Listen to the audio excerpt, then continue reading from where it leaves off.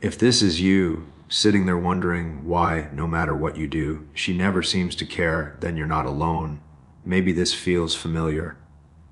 You try to be considerate, you try to be patient, you try to show interest without coming on too strong, and somehow it still feels like you're invisible. You send a thoughtful message, she replies with a dry lull. You ask a real question, she gives you a one-word answer. You try to make plans, she suddenly becomes busy. And the whole time you're wondering, what am I missing? What am I not seeing?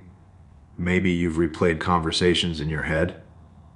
Maybe you've caught yourself checking your phone too often, trying to decode her silence like it's some kind of puzzle you're supposed to solve. Maybe you've even thought, if she could just see the real me, if she could just give me one chance, everything would be different. And yet, there's that sting. Watching her get excited about other guys, other messages, other plans, you start comparing yourself without meaning to. You start wondering if you're not enough, or if you're doing something wrong, or if she's simply never going to feel anything for you.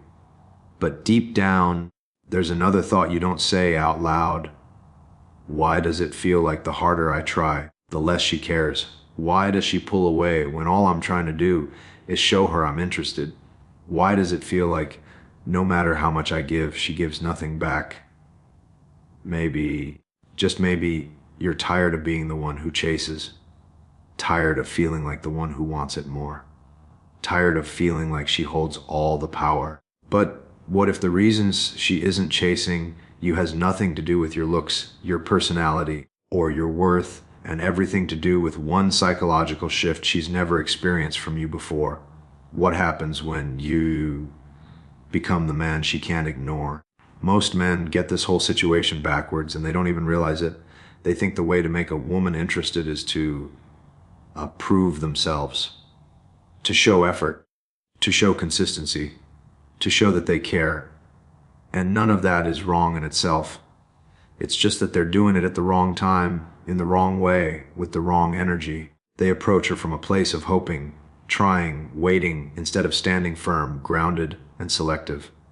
If this is you, you've probably been taught that if you really like someone, you're supposed to make it obvious.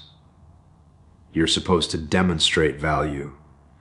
You're supposed to show her she matters. But here's the truth most men never hear when a woman isn't interested. More attention doesn't create attraction. It removes it. The harder you try to win her over, the more she feels like she already has you. And the moment she feels that, she doesn't value it. A calm man doesn't chase validation. He doesn't cling to outcomes. He doesn't break his frame to get a reaction.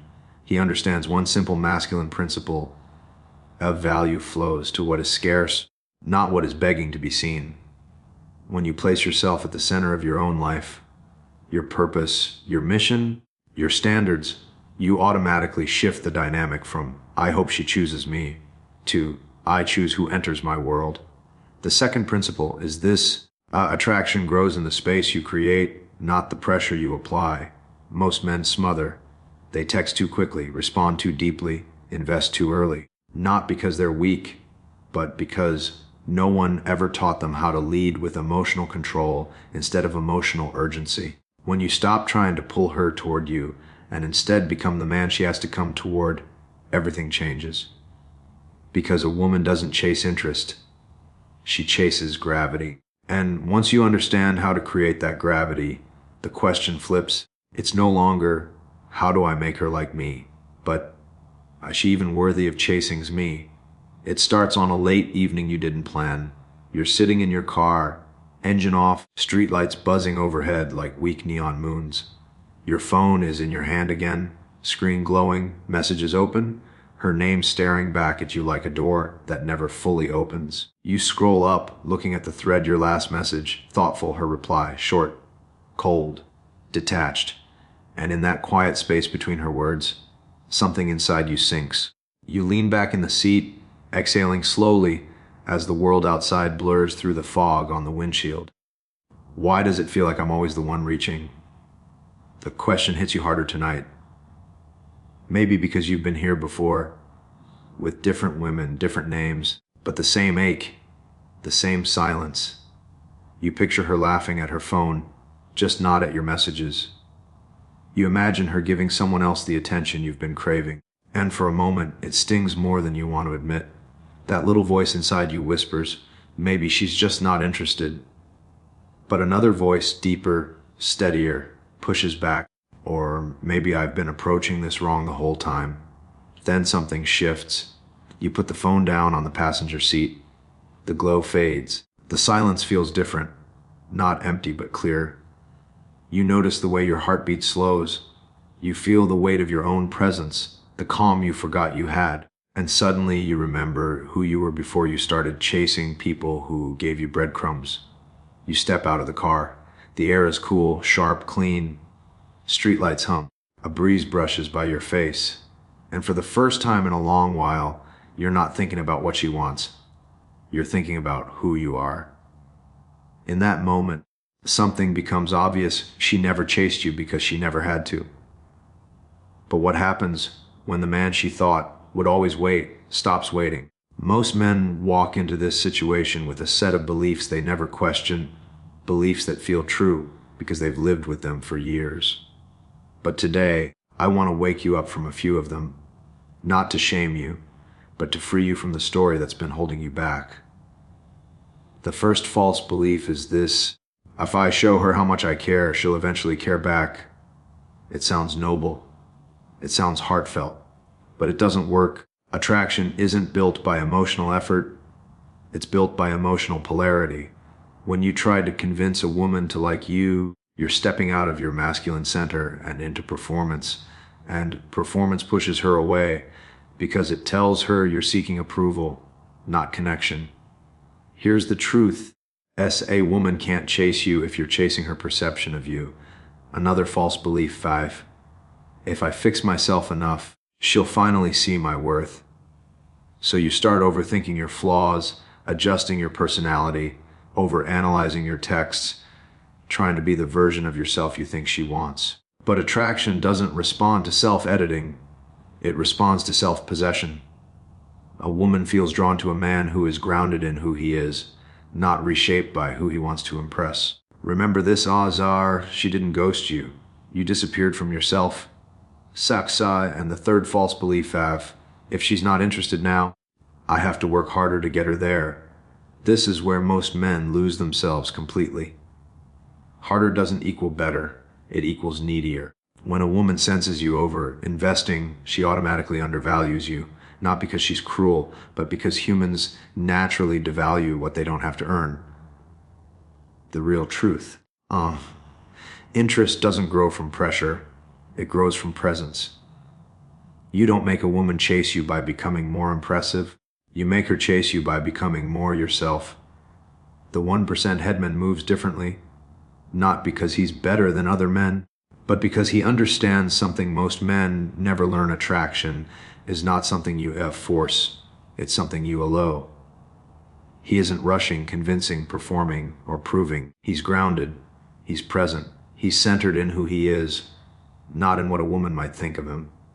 This is what he understands. A woman doesn't chase a man who is available everywhere. She chases the man whose presence she feels, even in his silence. He knows that his attention has value, and he treats it like something precious, not something to be thrown at anyone who looks his way. He doesn't pull away to manipulate. He pulls away to maintain clarity. He doesn't chase to soothe insecurity. He stands still to honor his standards. This is how he leads, with presence, not pressure. He creates space instead of tension. He listens instead of needing validation. He moves forward with a calm, emotional weight that makes people feel him before he speaks. His energy isn't scattered and hungry. It's contained, deliberate, and peaceful. When he texts, he's not trying to spark something. When he speaks, he's not trying to impress. When he shows interest, it's clean, unforced, confident. He understands that a woman's interest isn't a test of his worth. It's simply feedback. If she's not drawn in, he doesn't panic or push harder. He doesn't rewrite his personality or tighten his grip. He simply thinks, if she can't feel me yet, then she's not meant to be close to me yet. That level of self-trust changes everything. The 1% headman knows that the moment he stops chasing outcomes and starts embodying his truth, the world begins to move toward him. Women don't chase him because he's trying to be irresistible. They chase him because he's immovable. It happens in a moment you didn't expect.